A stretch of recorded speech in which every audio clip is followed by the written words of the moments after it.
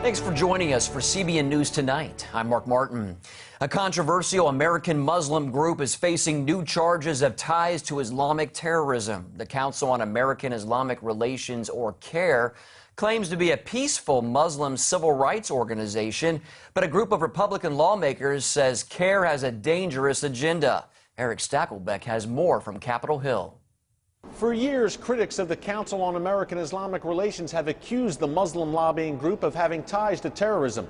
Now CAIR may be facing its most serious charges yet. Republican Representatives Sue Myrick, John Shadegg, Trent Franks, and Paul Brown held a press conference here on Capitol Hill calling for the Department of Justice to conduct a formal investigation into CAIR's activities. They cite this new book, Muslim Mafia, by the investigative journalist Paul Sperry, as providing conclusive documentation that CAIR has ties to radical Islamists. Now, that book includes a 2007 CAIR strategic memo showing that the group is seeking greater influence on Capitol Hill. The memo reads, "We will focus on influencing congressmen responsible for policy that directly impacts the American Muslim community. For example, congressmen on the Judiciary, Intelligence, and Homeland Security committees.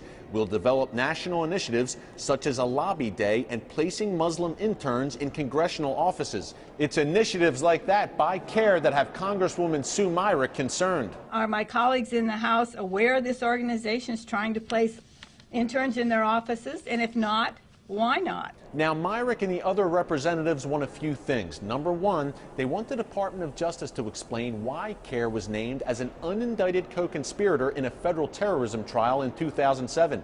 In that trial, the defendants were convicted of funneling money to the terrorist group Hamas. Number two, they want the Department of Justice to investigate whether CAIR has been successful in its strategic plan to infiltrate congressional offices with interns. And number three, they want the IRS to investigate CAIR's nonprofit status. And so I guess I would just call with my colleagues here for CAIR to renounce Hamas, for them to renounce all terrorist notions, and them to recognize Israel's right to exist, and to come out in the open and tell us what they really stand for. Now, the Department of Justice has yet to respond to the request for an investigation, and CAIR thus far has no comment. Eric Stakelbeck, CBN News, Capitol Hill.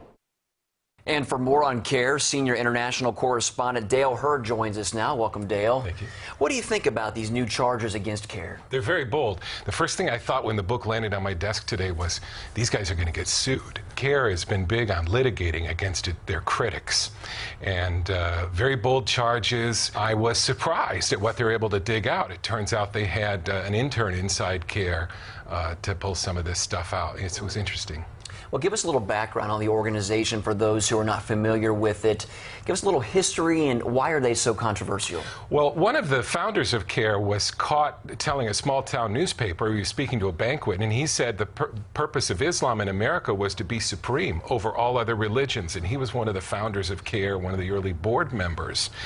And people feel that this is CAIR's hidden agenda. CAIR bills itself as sort of a Muslim ACLU, and I'm on their mailing list, and you're always hearing about these grievances of Muslim groups that are discriminated against. Never anyone else, only Muslims. And you never hear from CAIR usually when there's a Muslim terrorist attack.